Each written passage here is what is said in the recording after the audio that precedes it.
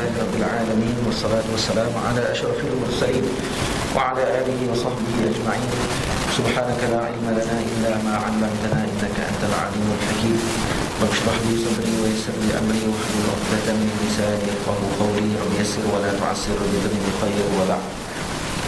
Pertama sekali saya minta maaf lewat jam jalan. Saya daripada dua ada pergi bintang sikit dan baru sampai.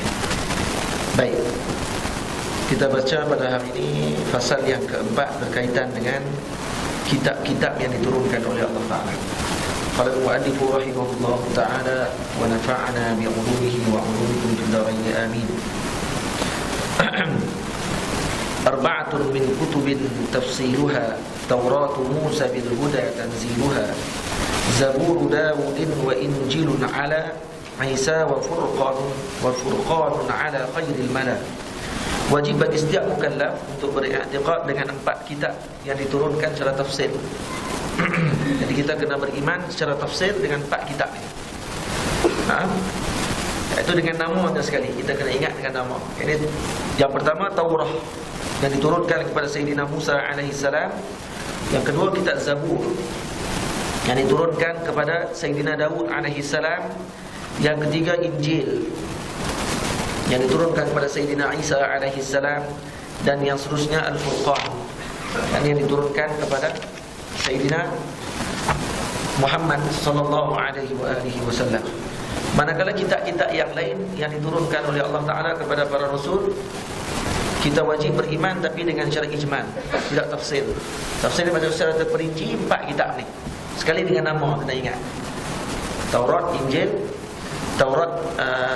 Zabur dan Al-Quran Karim. Yang lain selain daripada itu dipanggil suhuf. Suhuf ni yang diturunkan kepada para nabi. Dan dimaksudkan, disebut di sini kata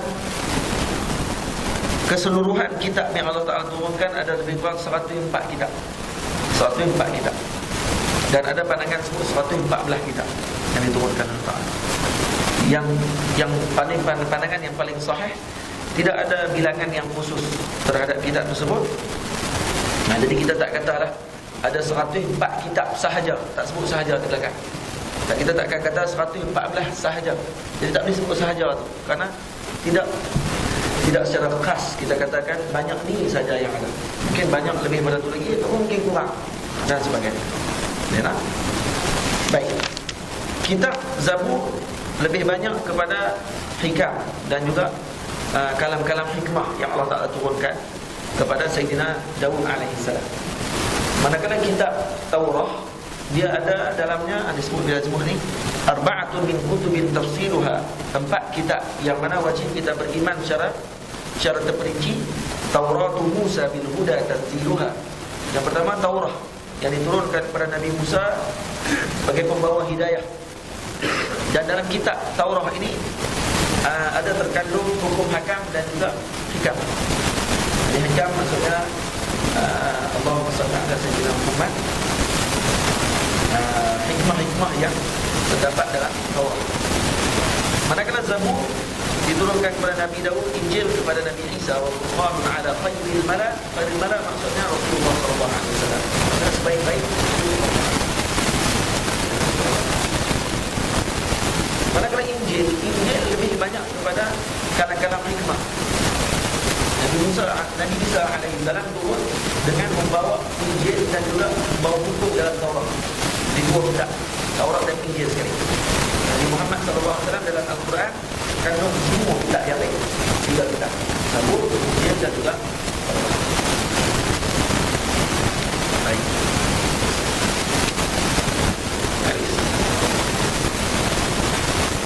Apa maksud Taurat? Taurat ni ambil daripada perkataan warazana. Warazana ai kharajnahu fa innaha nurun wa riyahun. Taurat maksudnya yang mempunyai cahaya. Al-Quran Allah sebut inna anzalna at-taurata fiha hudan wa nur. Ada huda, ada cahaya, ada juga ada hidayah Allah Ta'ala. Manakala Injil masuk daripada perkataan an-najm.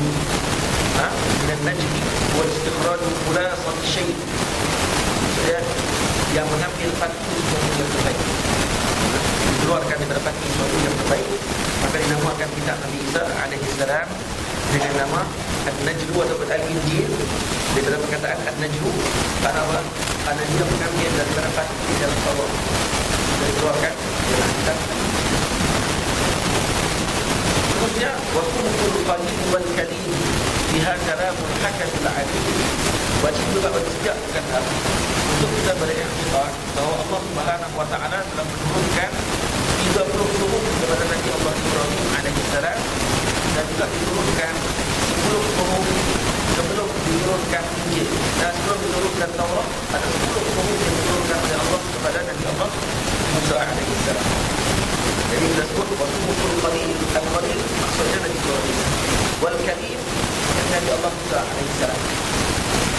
Biha kalamul hakamil alim, dan dalam suhuf tersebut ada kalam-kalam Allah Subhanahu wa taala. Dan tidak wajib bagi kita mengetahui bilangan. Jadi kitab yang 4 kitab wajib tahu bilangan. Dan nama saya. Yang suhuf tidak wajib tahu bilangan. Ha? Habis. Pasal yang seterusnya berkenaan dengan mentaati Rasul sallallahu alaihi wasallam dan beriman dengan hari akhirat.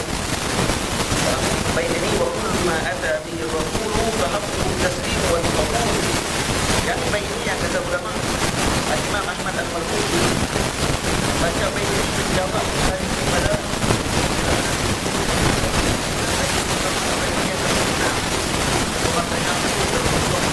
yang berbeda lagi. Baik baca buku ada setiap apa yang datang daripada Rasulullah SAW.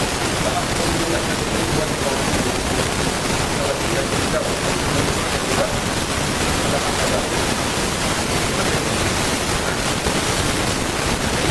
wajib kita ikhlas dengan benar bahawa Rasulullah SAW yang menyampaikan bukannya baik ini umumlah, bukan hanya kita percaya dengan tuntunan baik Rasulullah yang baca dalam ini, bukan itu saja, tapi lebih dari itu lagi. Setiap apa yang datang pada Nabi itu memang Al-Quran Allah Ta'ala sebut wa ma ada Rasulullah wa ma nahakum anhu yang datang pada Rasulullah SAW dan mana yang dilarang oleh Nabi SAW dan dilarang.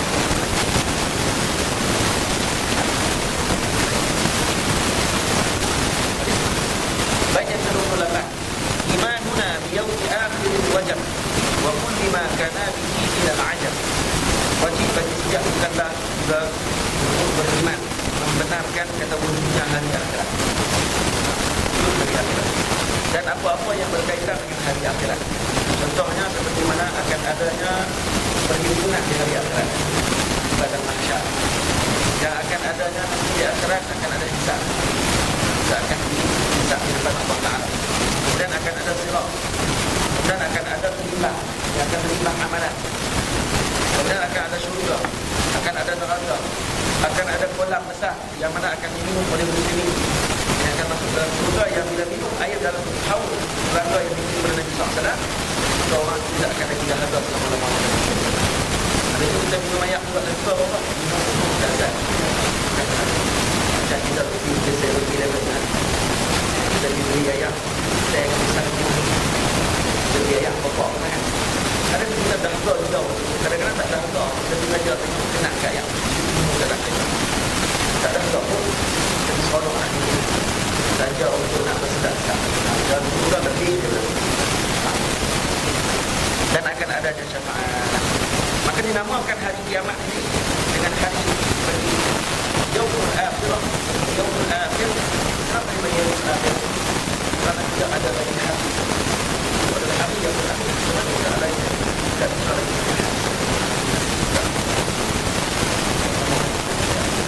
tidak akan ada lagi dan tidak ada. Karena Yaumul Akhir, karena lepas tidak ada malam, tidak ada hari, tidak ada malam. Hari yang terakhir, bagi malam tidak ada. Dalam surga Allah Ta'ala, suasananya seumpama yang tidak terlalu panas, tidak terlalu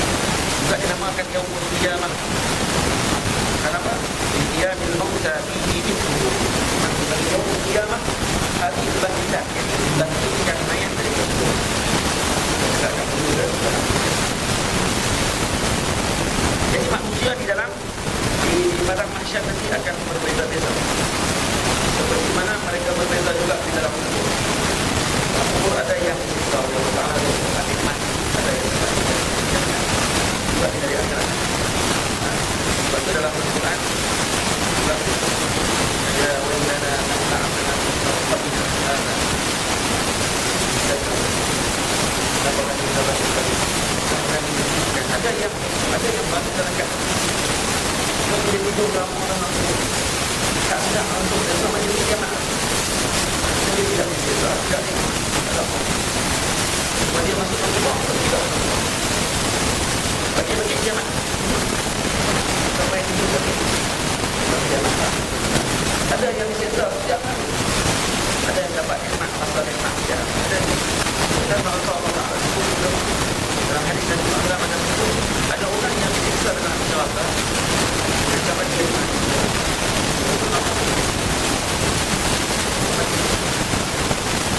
Kita dah bakat selesai semua.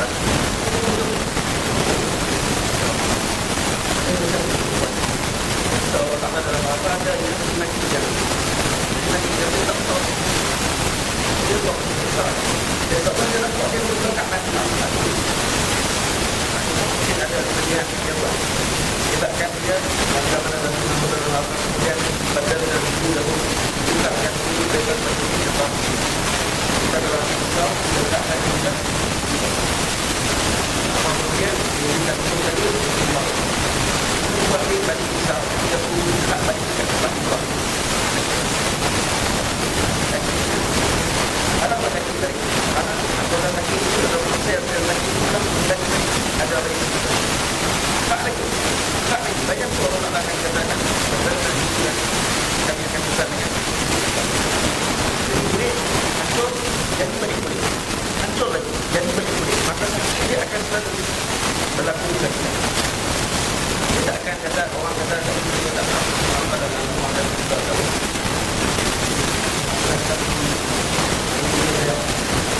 Tak ingat dalam rumah berjalan boleh berjalan dia akan rasa sakit kita tahu sebab boleh jalan dia tak mahu itu yang orang yang ucapkan kepala kemudian dia akan jadi balik kepala dia ucapkan balik kepala dia akan jadi balik kepala ucapkan balik kepala jadi kita akan lagi ulang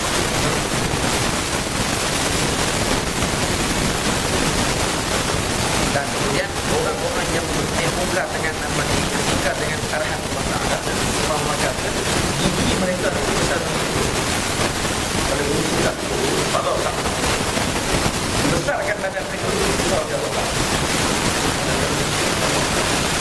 dan kita tengok tak betul kalau orang badan yang besar jadi berlebihan juga yang berlebihan boleh buat badan hancur tak jatuh hujan jatuh kaki juga naik kaki ni nak ulang kaki tu naik kaki tu kalau jatuh kaki tu patah tu habis semua tak apa jadi betul sini betul sini betul tegak jadi petang jatuh tidak dan jatuh betul beza badan orang besar dengan tak sama kita kalau tidak itu Allah telah jadikan kita bumi tengok balik alam kalau kita ingin juga dan bagaimana umur boleh panjang boleh jadi umur ini tak umur panjang kita tengok kadang-kadang ada binatang yang umurnya kalau kata macam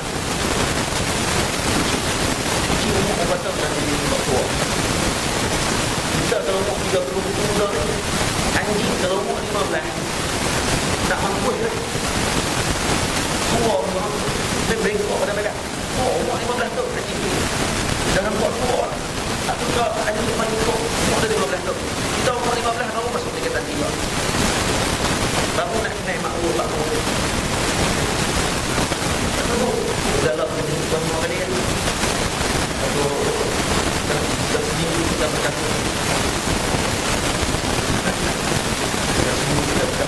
saya sayang Allah, saya jadi saya tak jadi jangan cakap tu masa umur Allah tu umur 12, 13, 14, 15 tahun umur 7 hormon testosteron tambah testosteron menunjukkan dua pribadi dia sebagai seorang manusia lah tu secara normal lah manusia lah jadi itu lah cuma dia tak kawal dia buat begini tapi dia manusia kalau dia tak boleh dia nak marah dia nak salah dia tak boleh lah sampai maki dan lain tak boleh kerana dia manusia dia salah dia tak tahu nak apa ni, nak interpretasi yang dia punya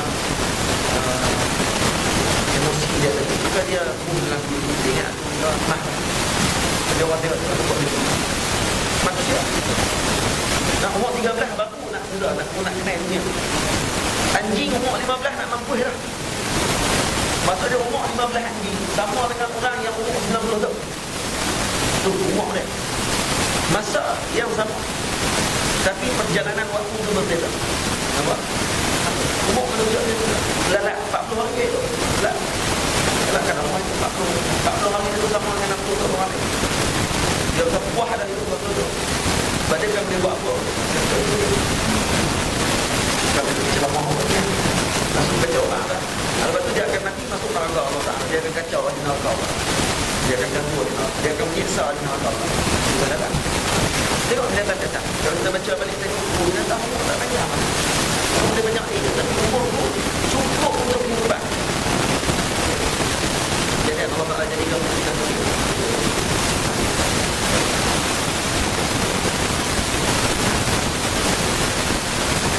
Ada yang bangun dalam keadaan wajahnya putih berseri. Ada yang bangun dalam keadaan mukanya hitam legam. Susah. Bimbang. Orang pertama yang mana akan bangun dan kemudian akan menyapu rambutnya dengan tanah, nyapu tanah di rambutnya adalah Nabi SAW.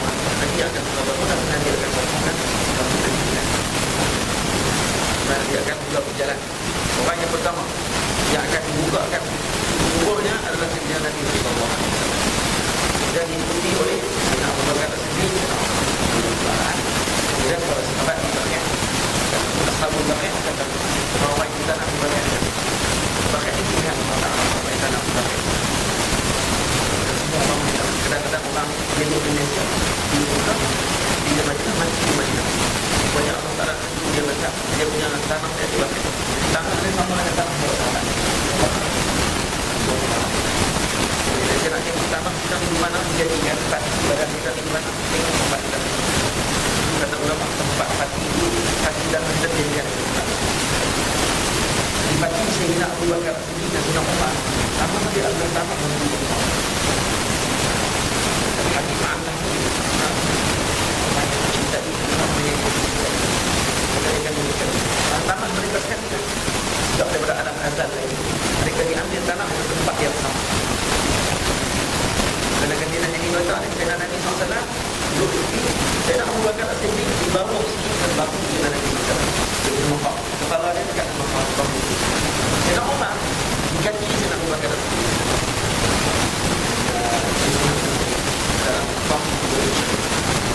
Tempat diambil tanah orang yang terbaik di muka bumi. Tanah yang terbaik di muka bumi dan juga di langit adalah tanah Nabi SAW. Nah, bayangkan Sayyidina Abu Bakar As-Siddiq, Sayyidina Umar As-Siddiq. Tempat tanah yang terbaik. Sayyidina Umar lahir. Dia main tanah di bawah, tanah dia tanah sekali dengan para sahabat. Sayyidina Uthman, Sa'ad,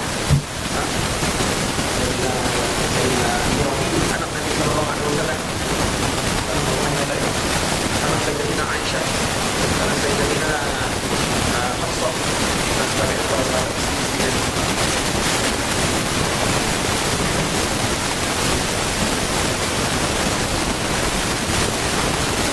Kemudian ada yang baru dalam keadaan tidak berpakaian, ada yang berpakaian, macam-macam keadaan. Semua nanti kita akan tengok di akhirat. Sayyidina Aisyah pernah dengar dari Nabi Sallallahu Alaihi Wasallam semua akan menggunakan telanjang. InsyaAllah tadi di atas paha ada. Dan kita dibukakan kepada Sayyidina Aisyah. Aisyah bersih Rasulullah SAW. Beliau mimpi ayat mata Sayyidina Aisyah di atas mimpi. Dan kamu nangis.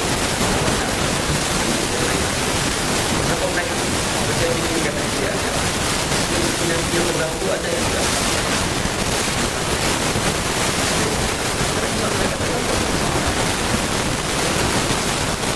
Nah, saya kata dia orang kecil dia akhirat. Orang akan tahu dalam keadaan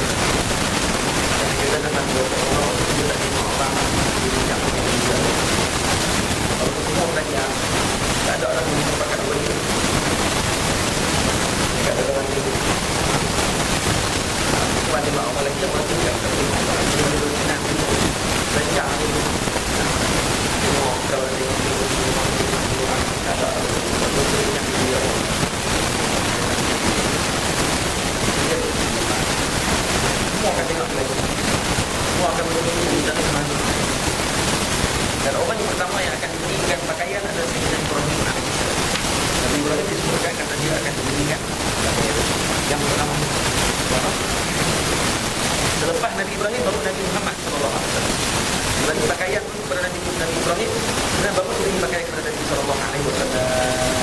Kenapa? Kenapa diberi kepada Nabi Ibrahim? Kenapa tak diberi kepada Nabi Muhammad SAW?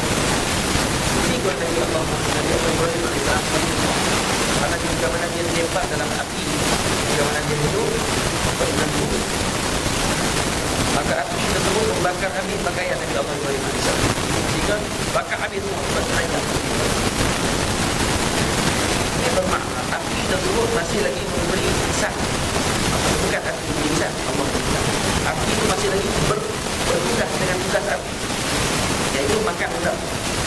Satu tali yang mengikat tangan Nabi Ibrahim, karena api itu masih kesan. Kesan pada potong, ikan, bakar dan sebagainya. Cuma Allah telah sebut ini bardan wassalam. Lalu kata Imam Ibn Athaillah, asalkan jadi dalam surah Tanbih. Surah Tanbih dia kata apa? Kalau Allah Ta'ala tidak sebut salam alaikum, maka Nabi Ibrahim akan mati situ kalau tidak beribadah. Kalau ibadah kata gitu saja, maka Nabi Ibrahim akan mati situ. Tapi Allah sebutkan ibadah salam, maksudnya dari situ yang nyaman. Nabi Ibrahim nyaman dalam relax dalam. Bila mana Sayyidina Jibril alaihissalam datang, tes tengok ni Khalilullah ataupun tidak. Jibril datang kepada Nabi Sayyidina Ibrahim alaihissalam, waktu itu dilempar dengan menjadi Jibril datang, wahai Ibrahim, kalau kamu nak aku selamatkan kamu. Kata Nabi Ibrahim alaihissalam, kalau dengan kamu Allah Jibril datang, memang Khalilullah, tak ada tak yang lain. Jadi orang yang pertama akan diberikan pakaian, kemudian Nabi akan diberikan pakaian yang kedua. Tapi pakaian Nabi lebih elok dan cantik daripada pakaian kita. Jadi juga letak Nabi Muhammad SAW akan lebih daripada semua. Walaupun diberi pakaian yang kedua, tapi pakaian Rasulullah lebih cantik dan lebih megah daripada pakaian Nabi Allah Ibrahim. Ada di akhirat nanti di padang mahsyar ada orang yang datang dalam keadaan berkenderaan. Ada yang datang dalam keadaan semua berdasarkan kepada amalan mereka masing-masing. Dan mereka akan ada yang bangun dalam keadaan muka macam buruk. Jadi kerah ini bagi orang-orang yang berzina juga. Orang yang berzina bangkit dalam keadaan kerah. Jadi kerah. Ada orang yang bangkit dalam keadaan babi. Jadi babi ini orang-orang yang makan harta dengan tidak betul. Ada yang bangun dalam keadaan buta mata. Ini orang yang mana mengambil senang dalam hukum. Jair alal hukum. Kalau jadi qadi, dia ni qadi yang mana tidak adil. Kalau jadi pemerintah yang zalim, maka akan bangun dalam keadaan buta mata. Ada yang bangun dalam keadaan pekak tengok. Ini bagi orang yang mu'jibun binafsi, bi'amali, yang berkagum dengan amalannya sendiri. Orang menjadi bangkit dalam keadaan ada yang akan bangun dalam keadaan lidah dia akan terjelai sampai ke dada, dan kemudian akan keluar nanah daripada mulut dia ke bawah. Ini bagi orang-orang yang mana bagi peringatan orang tidak dapat. Bukan senang, yang senang lepas jadi berat. Kalau kita cakap kita dapat, dia akan dia sudah keluar habis dengan anak-anak daripada mulut. Allah Ta'ala sembunyikan air. Semua orang ya Allah sembunyikan air. Kalau kata saya sembunyikan air orang, Allah sembunyikan. Ada orang yang mana akan terpotong kaki dan tangan kaki tak. Ini bagi orang-orang yang mana mereka menyakiti jiran. Kemudian jiran, orang yang menyakiti jirannya, buat benda tak elok pada jiran, apa-apa saja. Apa-apa yang berkaitan dengan menyakitkan hati jiran. Kalau lagi buat sakit hati jiran. Apa-apa lagi. Buat visi. Apa-apa lagi lah, kalau kata pilih tak sampah kat orang jiran. Jadi, jangan buat dia. Kalau kata cuci jerak kat orang jiran, lepak kat orang jiran.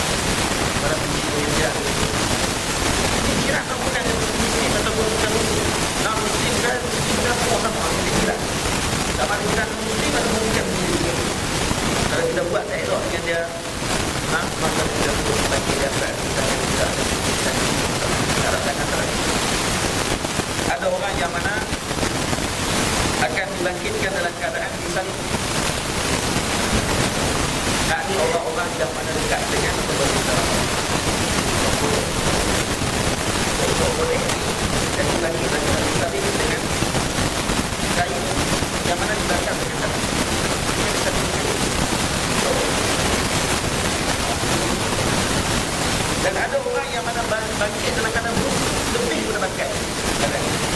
Ini orang-orang yang mana suka Allah SWT dalam Al-Quran berlantak-lantak dengan harta, tapi dia menghadap dirinya daripada mengeluarkan harta kepada jalan.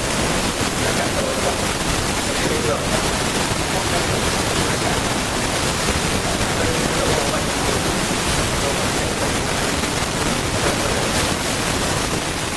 ada orang yang mana bangkit dalam keadaan memakai pakaian jubah yang mana jubah tersebut berdekat pada kulitnya. Jubah berdekat kat kulit. Bayangkan bagi berdekat kat kulit. Kalau kita terbakar, bagi berdekat kat kulit. Kalau dia jalan, kulit dia tu akan berubah. Dia memperlukan keadaan lagi.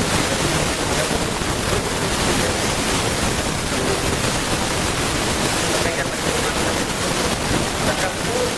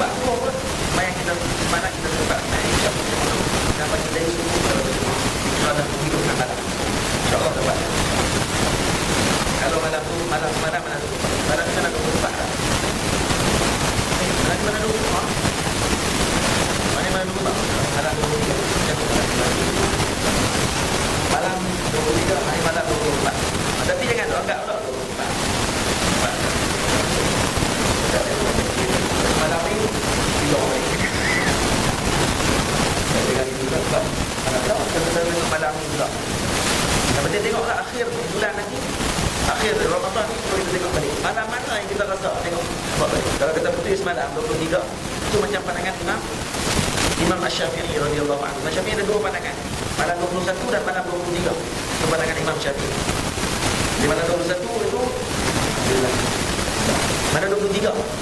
Malam. Bubar salihin.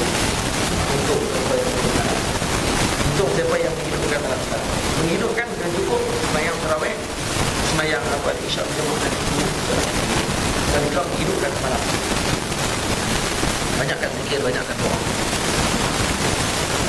Dan Imam Sufyan As-Tsauri kata, aku lebih suka banyakkan berdoa pada malam Lailatul Qadar berbanding dengan sembahyang yang kurang doa. Maksudnya apa dia? Kalau sembahyang yang banyak doa, itu lebih suka. Tapi kalau kita sembahyang tu tapi doa kurang, lebih baik baca doa banyak pada malam. Doa baca lebih banyak.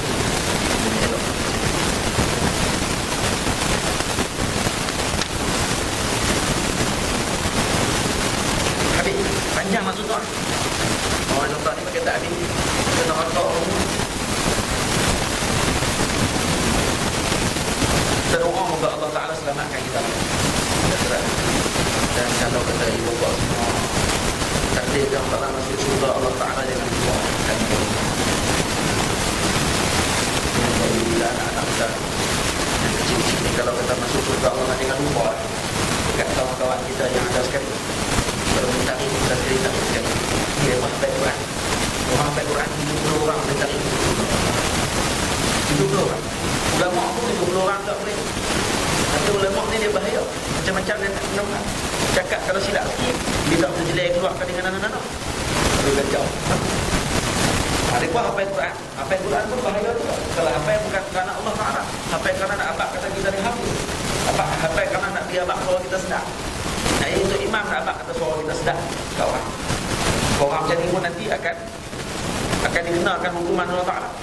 Nah, nanti dia akhirat dia Allah Ta'ala akan panggil orang yang syahid, orang yang alim, orang yang hafal Quran. Hafal Quran akan dipanggil Allah Ta'ala. Allah Ta'ala akan tanya, kamu hafal Quran dulu? Ya, hafal Quran ya Allah. Hafal kerana siapa? Kerana-mu ya Allah. Bohong. Kamu hafal Quran bukan kerana aku. Kamu hafal Quran tu orang kata kamu ni hafiz. Kamu hafal Quran kerana nak bagi orang kata kamu ni orang yang hebat dalam Quran. Kamu hafal Quran kerana kamu ni orang sekian. Untuk dapatkan mansab, dapatkan kedudukan dan sebagainya di sisi masyarakat. Masuk kamu dalam neraka Allah Ta'ala. Ya. Masuk neraka. Mai syahid pula, orang yang syahid. Kamu mati macam mana dulu? Saya mati syahid ya Allah. Jalan Allah Ta'ala, berjuang jalan Allah. Ha? Kamu juang kerana aku?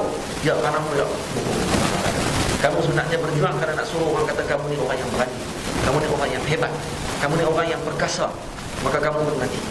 Nah, kamu mati jalan bukan jalan aku katanya. Kamu mati kerana kamu nak dapatkan kemegahan tersebut. Masuk dalam neraka Allah. Yang alim pula, mai dengar kamu ni alim. Ya, ya Allah. Kamu ni mengaji kerana apa? Kerana aku? Ya, kerana mu ya Allah. Kamu mengaji kerana nak bagi orang tengok kepada kamu.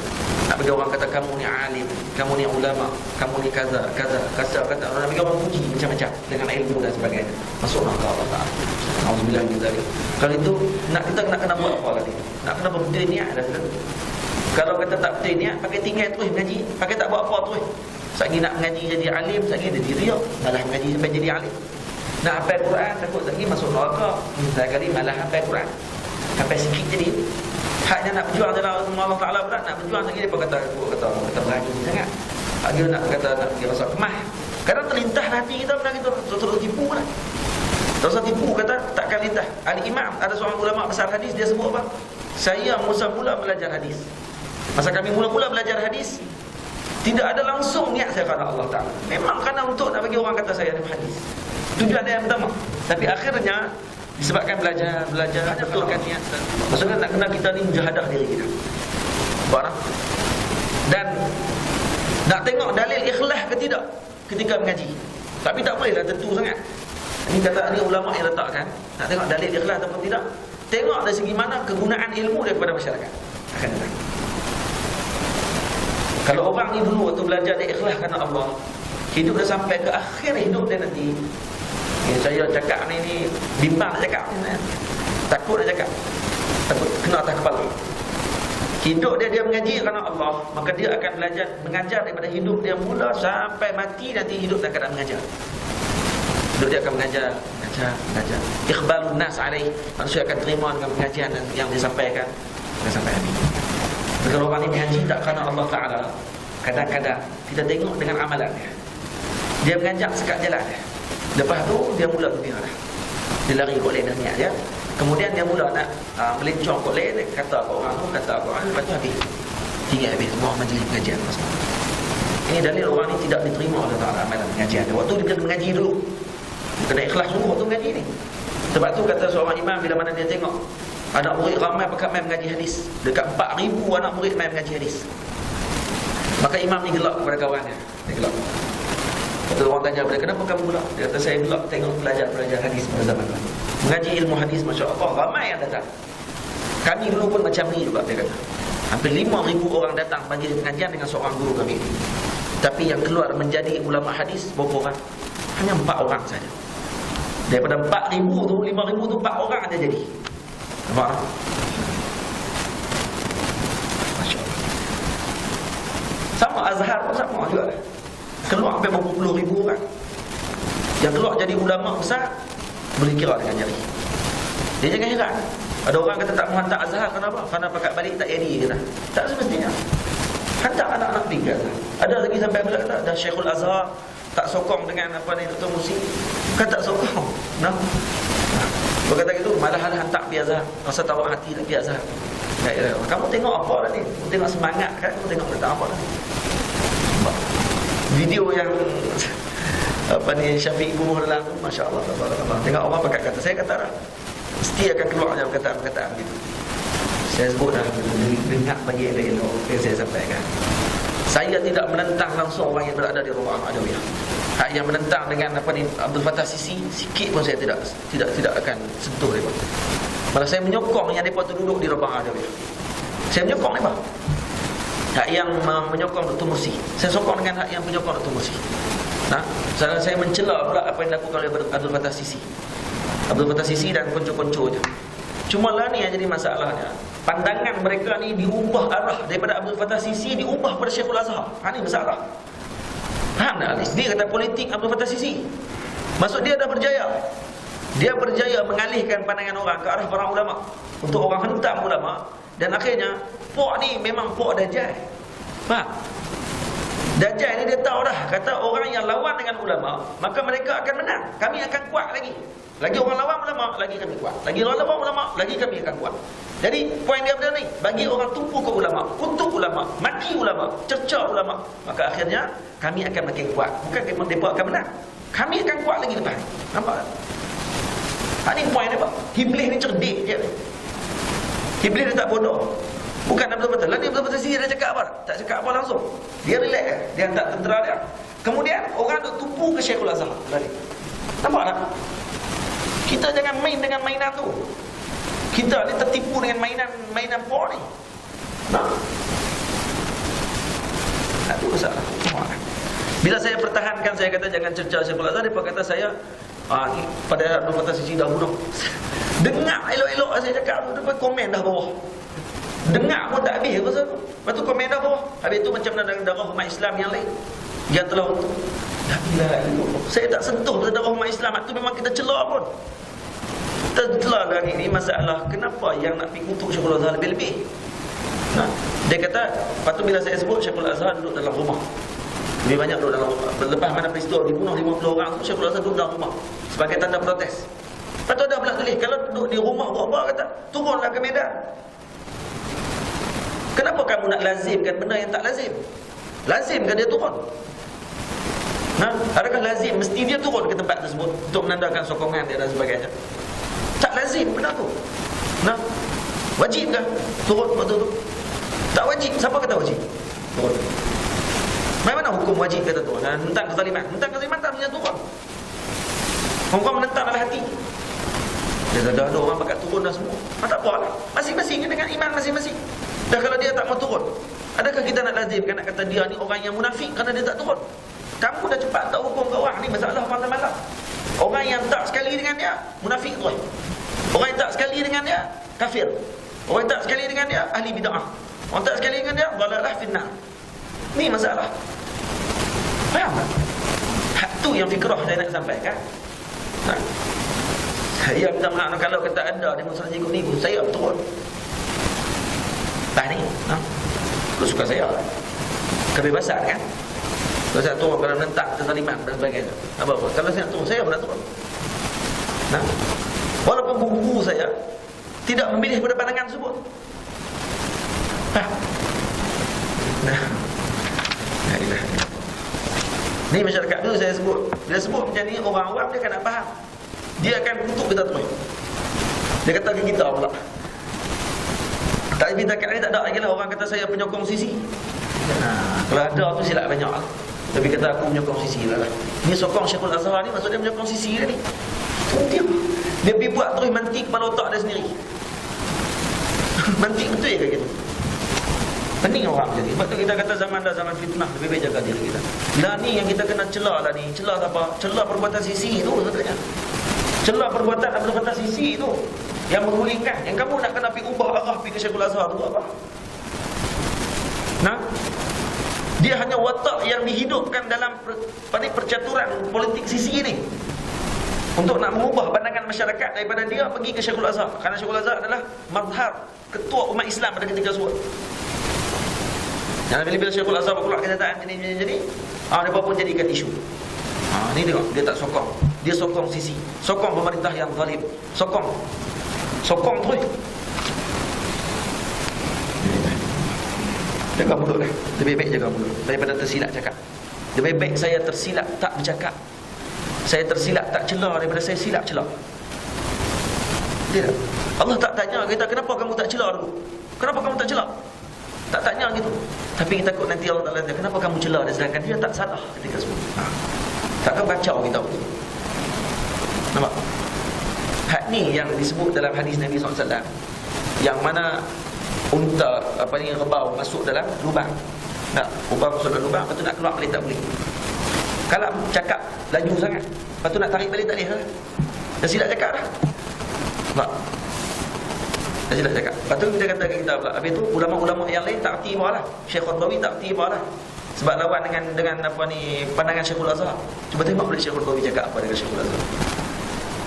Kalau boleh minta Syekhul Azhar tarik balik pandangan, maksudnya ada pandangan, ada pandangan ulama, minta tarik balik pandangan, rujuk balik, tengok balik semula adakah sesuai dengan pandangan waktu macam ni, begitu. Nampak ulama sama ulama, tengok dia cakap macam mana. Orang awam yang lebih-lebih laknatlah Syekhul Azhar. Syekh Qardawi tak cakap gitu. Dalam press conference dengan Syekh Qardawi tak ada pula dia kata laknat Syekhul Azhar. Tak ada. Ni cara orang alim. Orang alim dia tak cakap dengan nafsu. Dia cakap dengan apa? Dengan nas. Dia cakap dengan rahmah. Dia orang alim. Ulama, tubuh ulama. Ni alamak ni masalah ni. Terkejut tiba-tiba jadi ulama. Alamak. Alamak ni masalah ni jadi bermasalah. Ni semua orang nak betul dengan dia. Dia yang betul, orang lain tak betul. Dah cukup lah. Saya tak mensentuh isu ni. Cuma saya tetap dengan pendirian saya, tidak akan mencela Syekhul Azhar. Dan yang saya hanya akan tunjuk adalah Abdul Fattah Sisi. Soal Abdul Fattah Sisi dan kocok-kocok. Itu ya. Syekhul Azhar saya tidak akan sentuh. Bahani abad ke orang ini untuk Abdul Fattah Sisi, untuk ulama apa-apa. Pasal yang ke-6 berkenaan dengan Rasulullah sallallahu alaihi wasallam. Oh, kat Nabi ni banyak lagi kat Nabi pun terbaik ni. Khatimatun fi dzikri baqil wajibi mimma ala mukallafin min wajibi. Pengakhirannya dalam bab ini adalah menceritakan berkaitan dengan kaitan bagi perkara yang wajib, mimma ala mukallafin min wajibi, yang diwajibkan kepada setiap mukallaf. Nabiyuna Muhammadun qad ursila lil alamin rahmatan wa fuddila. Jadi wajib bagi setiap mukallaf untuk beriktikad bahawa Rasulullah sallallahu alaihi wasallam adalah rahmat kepada sekalian alam dan diutuskan nabi kepada seluruh makhluk Allah Taala minas tsaqalain, dan di antara jin dan manusia. Dan juga orang yang mengingkari nabi diutuskan kepada jin dan manusia hukumnya kafir. Orang yang mengingkari perkara tersebut hukumnya kafir. Bukan jin dan manusia, jin dan manusia diutuskan untuk taklif. Manakala untuk benda lain, contoh seperti pokok-pokok, binatang dan sebagainya, untuk tasyrif. Irsalut tasyrif, maksudnya sebagai penghormatan kepada Rasulullah diutuskan juga kepada pokok, kepada binatang-binatang, dan juga kepada malaikat. Berlaku khilaf di kalangan ulama. Ada ulama mengatakan irsalut taklif juga. Ada ulama kata irsalut tasyrif. Malaikat juga diutuskan oleh Allah Ta'ala. Nabi SAW diutuskan kepada para malaikat untuk taklif kepada para malaikat. Sebagian lagi mengatakan untuk tasyrif, sebagai kemuliaan kepada Rasulullah SAW. Ada apa-apa nak tanya tak? Sebelum dalam bab yang sebelum ni ada? Ya. Kalau siksa ada kubur, akhirat kena ada lagi. Kena lagi. Siksa kubur tu sebagai permulaan untuk panas badan. Untuk memanaskan dulu, kemudian nanti pergi ke akhirat pula, masuk neraka pula. Itu berat. Ada lagi soalan? Ya.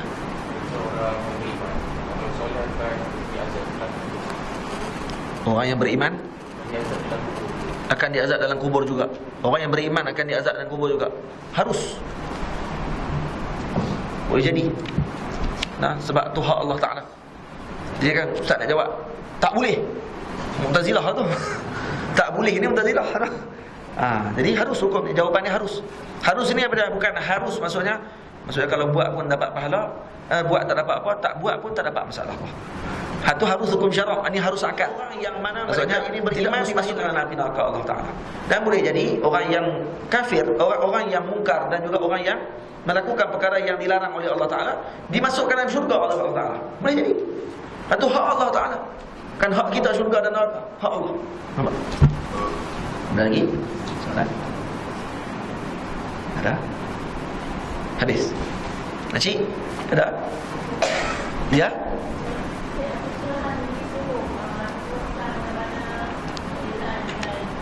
Dengan kitab. Kitab ini diturunkan kepada umat kadang-kadang. Suhuf ni kadang-kadang diturunkan untuk amalan kepada Nabi tersebut. Dan perbezaan di antara suhuf dan kitab ni, cuma kitab ni diturunkan, suhuf ni diturunkan kadang-kadang dengan lembaran-lembaran. Lembaran-lembaran turun. Berbeza dengan Al-Quran Karim. Al-Quran diturunkan oleh Jibril AS, kemudian dibacakan oleh Nabi SAW, kemudian ditulis oleh para sahabat. Beza dengan Zabur, Taurat dan Injil. Zabur, Taurat, Injil diturunkan dengan kitab itu sebiji. Quran diturunkan munajjam, satu persatu, sikit-sikit, ikut pada kes yang berlaku, isu-isu yang berlaku. Manakala Quran, Zabur, Taurat dan Injil diturunkan dengan kotak ada sekali. Kotak-kotak ada kali turun. Kalau Taurat tu kali dengan kotak-kotak ada kali turun. Hatta yang buat tu keli nak rebut kotak tu.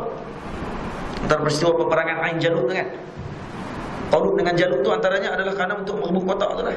Kotak disimpan Taurah. Kotak tu turun pada langit.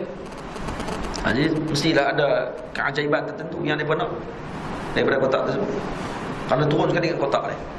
Suhuf kadang-kadang turun dengan bentuk lembaran-lembaran kertas. Yang dalam tu lebih banyak kepada hikmah-hikmah yang turunkan Allah Ta'ala kepada para Nabi tersebut.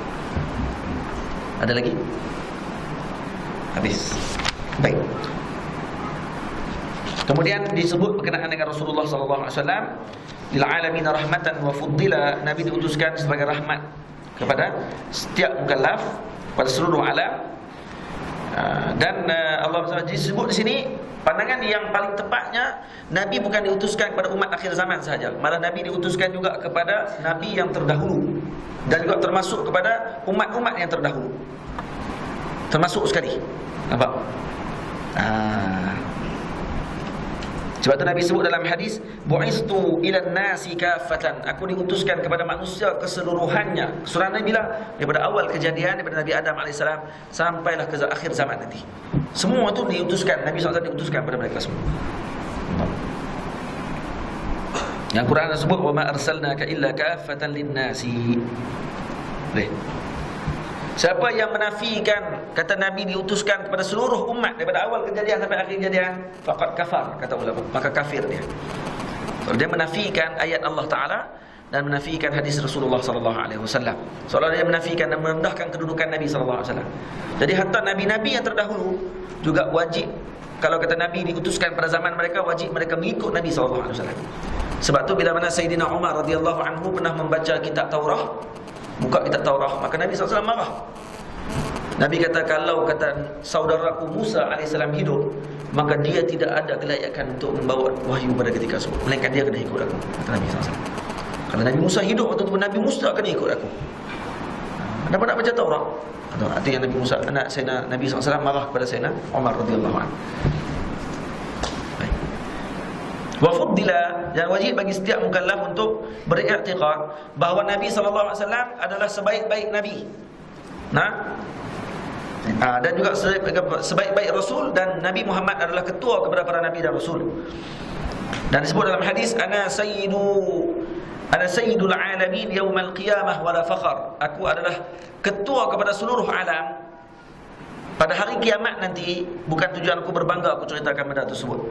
Ana sahibu liwa'il hamd. Aku adalah pemegang bendera alhamdu, bendera pujian kepada Allah Ta'ala. Ini Nabi sebut begitu. Dan Nabi kata, aku bukan memuji diriku ni, bukan nak berbangga-bangga, tapi aku ceritanya hakikat, bahawa aku adalah ketua pada seluruh alam pada hari kiamat nanti. Baik, ada ulama, ada orang berkata hari kiamat ya di dunia ada. La ilaha illallah. Kalau hari kiamat, hari dikumpul semua manusia pun ketua, takkan di dunia ada? Lebih aula lah sebagai ketua pada makhluk di dunia. Kena faham ya?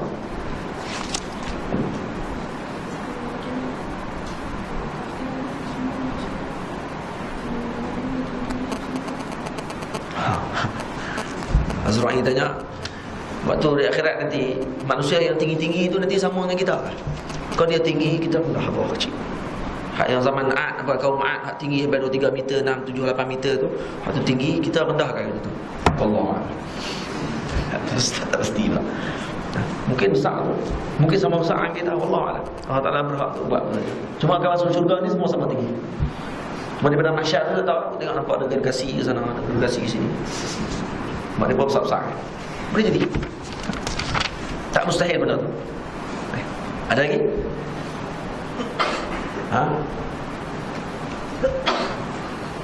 Baik. Siapa yang hafal dah ni? Hafal? Habis? Habis tu.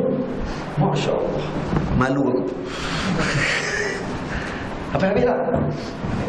Esok kita test. Esok Ustaz bagi hadiah. Apa? SPM Ustaz. Tak ada nak apa? Siapa lagi apa? Seorang yang apa? Apa korang yang apa? Apa yang apa? Setengah semua. Apa? Apa yang lama? Bagus. Esok kita test baca seorang-seorang. Hak yang apa lah baca. Ustaz akan bagi hadiah esok. InsyaAllah. Baik.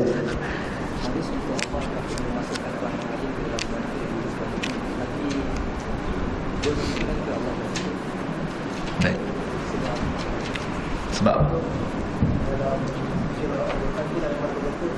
kami ampunkan dosa-dosa mereka dan kami akan masukkan mereka ke dalam syurga seperti mana janji kami mendekati janji kami. Sebab tu kita kata harus bagi Allah untuk memasukkan. Nah, dalam tanya balik, adakah orang yang masuk, orang yang buat taat di muka bumi Allah Ta'ala, boleh jadikah dia dimasukkan neraka? Kita kata boleh jadi. Boleh jadi kerana apa? Kerana hukumnya harus bagi Allah, kerana Allah tidak diwajibkan dengan suatu pun. Cuma Allah Maha Adil, Allah Maha Rahmat. Rahmat Allah Ta'ala tadi, Allah menepati janji yang terada.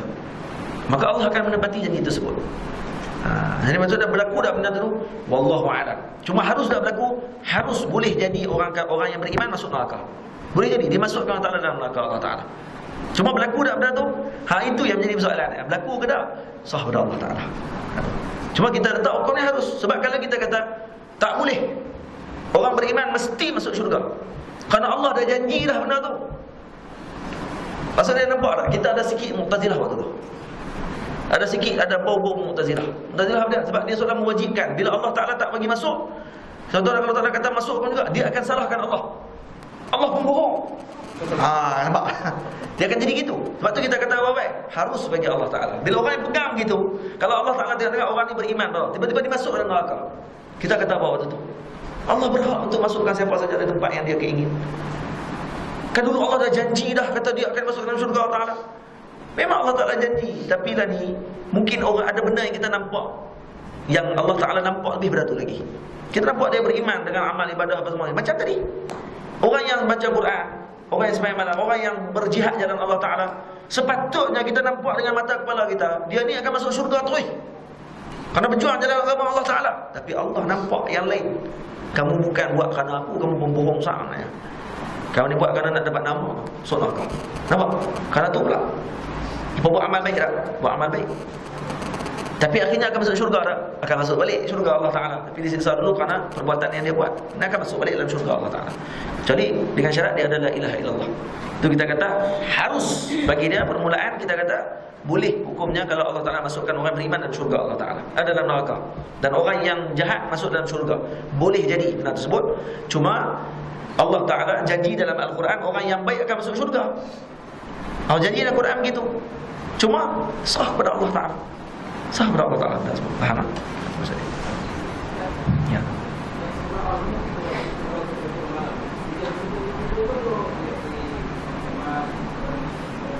Macam mana? Surah Al-Mulk.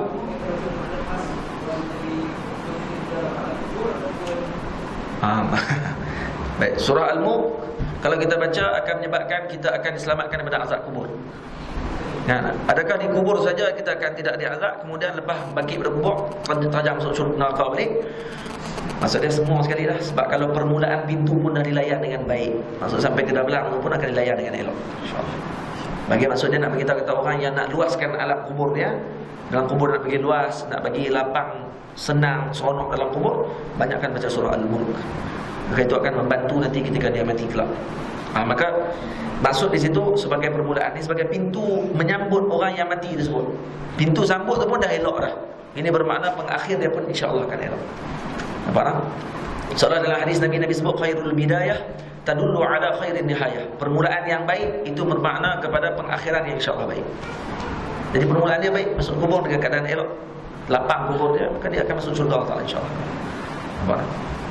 Jadi bukannya bermaksud di kubur saja, syurga Allah Ta'ala sekali. Boleh. Ada lagi?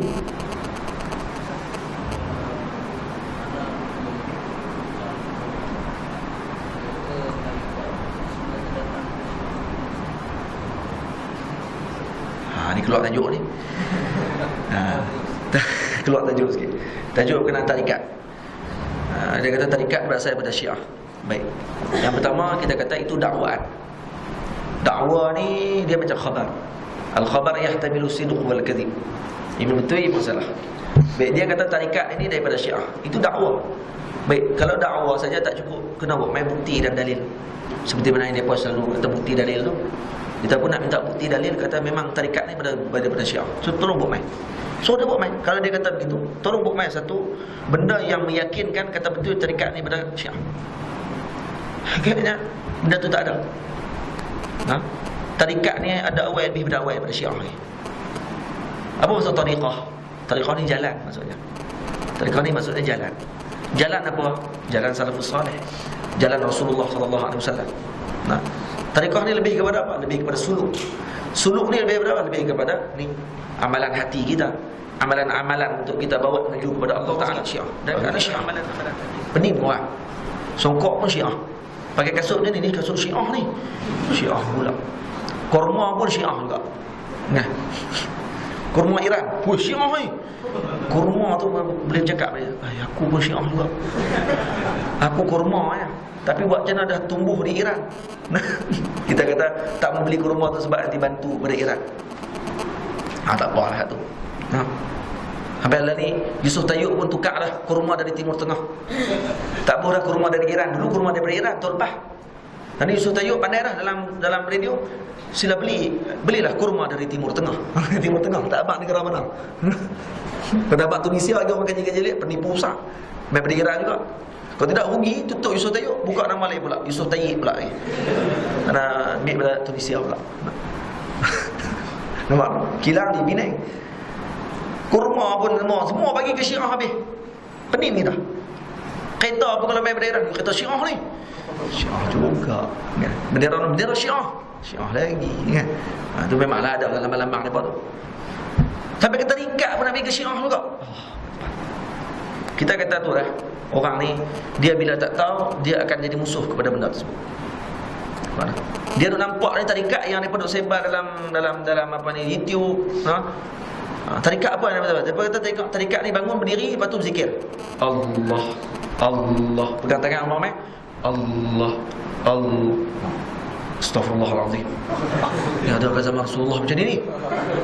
Nampak tak? Baik saya kata macam inilah. Saya bangun kan. Kemudian saya panggil ni, abang, nama apa abang saya dulu? Pada Faris. Saya panggil Faris, saya panggil Azra'i. Nama apa? Subhi. Suhail. Di Suhail duduk sebelah saya, pegang tangan saya. Faris duduk sebelah saya pun pegang tangan saya juga. Lepas tu Azra'i pun pegang tangan. Pakat kami pegang ramai-ramai. Lepas tu kami saja. Ya, lebih bergerak badan jadi. Haram tak? Saya nak tanya siapa boleh kata haram? Buat main dalil, haram. Saya duduk macam ni, pegang ramai, duduk diri. Dan saya gerak badan. Senyum kan? Haram. Haram kata haram? Haram kata haram? Baik, kenapa bila saya sebut Allah jadi haram tu? Ni dah tanya. Kenapa bila masuk Allah dalam perkataan, bila gerak badan tu sebut Allah jadi haram tu? Main mana haram tu? Bila gerak saja tak sebut tak apa pula. Saya tidur. Boleh tak tidur? Boleh tak masalah. Tapi bila tidur Allah, Astaghfirullahaladzim. Yang ada kata Rasulullah ni. Cium makam Nabi SAW, pergi ke makam Rasulullah. Tak apalah ada pandangan ulama kata makruh semua sekali. Cium makam Nabi SAW, tak apa. Pandangan sebut tak apa, tolak tepi. Ada pandangan yang kata boleh. Ada yang kata haram tu. Apa cium makam? Apa cium dinding dalam tu ada Rasulullah? Haram, bidah, dalalah. Finnar. Banyak gila babi dah. Baiklah ni macam ni lah. Kita kata macam ni. Baik, dalam dinding tu ada Rasulullah. Bila saya cium jadi haram. Baik, kalau macam ni lah. Saya di rumah saya cium dinding rumah saya. Boleh tak? Ni saya main ni. Saya main ni. Surah mustaqim. Lepas tu saya apa? Boleh? Boleh saya cium dinding ni? Siapa kata haram? Ada siapa kata haram Ustaz cium dinding mustaqim? Surah mustaqim ni bukan Ustaz punya. Haram tak? Saya nak main cium. Lepas tu saya nak. Boleh? Ada siapa kata haram? Baik. Tak ada apa kata haram. Kenapa bila Rasulullah ada dalam dinding tu, kita cium jadi haram tu waktu tu? Mana ni? Apa dalil yang kamu pakai ni? Nampak tak? Ni dalil akal yang kita nak jawab ni. Akal tu. Tu tak bagi dalil Quran hadis lagi tu. Ada Quran hadis. Bab berkenaan dengan apa ni tabarruk, bab berkenaan dengan kita tawassul, bab berkenaan tariqah sufiyah. Tariqah tak ada salah apa pun. Yang salah ni orang yang bawa tariqah tu kadang-kadang dia bawa fitnah. Tariqah tak ada salah apa. Ni memang terus tarikat tak betul. Dia lah. Apa terus tarikat tak betul? Kenapa tarikat tak betul? Kerana dia berzikir tak betul. Zikir macam mana? Allah sambil gerak gitu. Allahu Akbar. Ayat Quran macam mana yang sebut kata mereka berzikir dalam keadaan duduk berdiri, ya? Innal ladzina yadhkuruna Allah qiyaman wa qu'udan wa 'ala junubihim. Yadhkuruna Allah qiyaman, qiyam diri. Wa qu'udan, duduk. Wa 'ala junubihim. Wa junubihim, duduk. Baring pula, melambung kanan tu berdiri. Boleh sebut dalam Quran ada berdiri. Dia kata berdiri tak? Berdiri ni berjalan. Hang pula pandai-pandai ada pula dalil pula. Berdiri tu berjalan sambil berjalan bawa kereta. Betul memang nak dalil bawa kereta. Subhanallah, subhanallah. Allahu Akbar. Boleh pula. Bila kita pegang sikit zikir gitu berdosa tu. Tapi kalau menyanyi lagu negara aku, jambori pengakak tak apa pula. Jambori pengakak kumpul ramai pegang itu, pakai menyanyi lagu pengakak tak haram bidah dalalah pula. Tapi bila sebut menyanyi lagu Allah pakai haram, dosa besar, bidah dalalah. Nabi tak ada buat begini. Dan dia nak kata tu benda tu apa? Dia zikir ke apa dia? Ke dia menari buat benda yang lolak? Dia zikir. Hak ni bila mana orang dah jauh daripada jalan para alim ulama, mereka akan nampak semua benda tak betul. Dan lebih berat lagi zaman lah, mereka anggap mereka juga boleh pulang hukum. Dengan hanya mendengar 2-3 bacaan, membaca 2-3 artikel, terus jadi ulama besar. Artikel dia baca, blog. Buka blog kawan ni, buat kajian. Maka kita boleh buat kajian. Kepala otak dah kajian gitu. Dia bukan buat kajian pun, dia mengambil dari kajian orang. Dan kajian Pak Long tu pula dengan otak dia. Lepas tu dia ambil dengan kajian kawan tu. Lepas tu dia pula pergi kata, sebenarnya kita berhak untuk buat kajian. Kalau kamu nak buat kajian, kamu buka Quran tu. Buka Quran, buka hadis. Hadis bukan satu kitab, berapa kitab? Sahih Bukhari, Sahih Muslim, Sunan Abi Dawud, Sunan Tirmizi, Sunan Ibnu Majah, Sunan Ad-Darimi, Sunan Nasa'i, Sahih Ibnu Hibban, Sahih Ibnu Khuzaimah, Mustadrak Al-Imam Hakim Naisaburi 15 jilid. Sunan Al-Baihaqi dekat 10 jilid. Syu'abul Iman berapa jilid dah? Tu berapa banyak? Baru 10 kitab. Berapa puluh juta hadis dah tu. Boleh baca semua. Nak boleh buka dah semua. Musnad Al-Imam Syafi'i, Musnad Imam Ahmad 20 jilid. Musnad Imam Abu Hanifah 52 jilid. Buka. Takut terabuk otak tak ada nak ngaji kot. Mati tepi jalan dah. Tu pun berlagak macam dengan dia ulama. Buat kajian konon. Bukan kajian tu. Hang taksub. Bila kita kata taksub, dia kata kita taksub. Dah kali berkata hentang taksub, mampu yang fikir lah. Kata dia. Semua perkara dia ulama. Wallahu a'lam. Tak marah. Bab jangan tanya bab sensitif ni tengah boleh. Mau benar dia ke Syiah. Sampai ke ni handset ni pun bila kerja-kerja balik. Syiah punya apa ni? BlackBerry ni. Hak ni pun Syiah punya. Hak ni pun Syiah juga. Kamera Canon pun Syiah.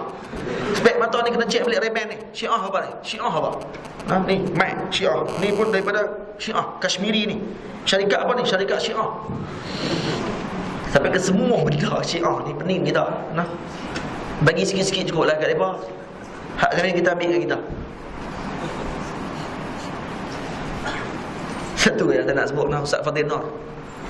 Ustaz Fadil Nur dia pernah kata sekali, bila dia pakai songkok masuk dalam parlimen, orang kata dekat dia, apa pakai songkok? Ikut mereka tu. Orang pakai kepiah masuk pakai songkok. Lah kali dia kata apa? Hampa ni dia kata, dah lah kerajaan pun bagi kat dia. Sampai ke songkok pun nak bagi semua, dia kata. Bagi kerajaan jadilah. Songkok pun bentam nak bagi juga, buat apa? Nampak tak? Ni jawapan tu, cara jawab tu. Otak tu cara nak fikir. Wallahu a'lam bissawab. Esok kita jumpa ni lewat dah sampai 10 minit. Wallahu a'lam bissawab. Assalamualaikum warahmatullahi wabarakatuh. Bismillahirrahmanirrahim. Alhamdulillahirabbil alamin. Wassalatu wassalamu ala asyrafil mursalin wa ala alihi wa sahbihi ajma'in. Rabbana atina fid dunya hasanah wa fil akhirati hasanah wa qina azabannar. Wassallallahu ala sayyidina Muhammadin wa ala alihi wa sahbihi wa baraka wa sallam. Walhamdulillahirabbil alamin. Esok sekali lagi pengumuman, selepas asar esok insya-Allah kita akan baca sedikit daripada kitab Nurul Zalam. Kemudian kita akan sambung dengan majlis musalsal bil musafahah dan musalsal bil musyabakah. Musafahah dan musyabakah, yang mana kita akan bagi 2 hadis Nabi, 3 hadis saya akan bagi esok. Musalsal awaliyah rahmah, musalsal bil musafahah dan musalsal bil musyabakah. Yang lelaki akan salam sampai habis saya baca hadis tersebut, semua akan salam dengan saya dan akan musyabakah. Musyabakah macam ni macam ni. Dia akan salam dengan saya, kemudian akan macam ni. Kemudian saya akan salam isteri saya dulu, maka ibu-ibu akan salam dengan isteri saya. Akan salam, kemudian akan musyabakah tangan dia dengan isteri saya. Akan genggam tangan dia. Kemudian kita akan berpisah selepas tu. Karena malam tu mungkin malam tu lah saya akan balik ke Kedah. Jadi kita wadah esok lah, selepas asar esok insya-Allah. Dan kita pakat wadah sambil salam tu lah sampai sekarang, dan kita pakat doa lah sekali insya-Allah. Dan beritahu kepada kawan-kawan kita, adik-beradik kita, siapa yang teringin nak ambil sanad insya-Allah. Wallahu ta'ala alam. Assalamualaikum warahmatullahi wabarakatuh.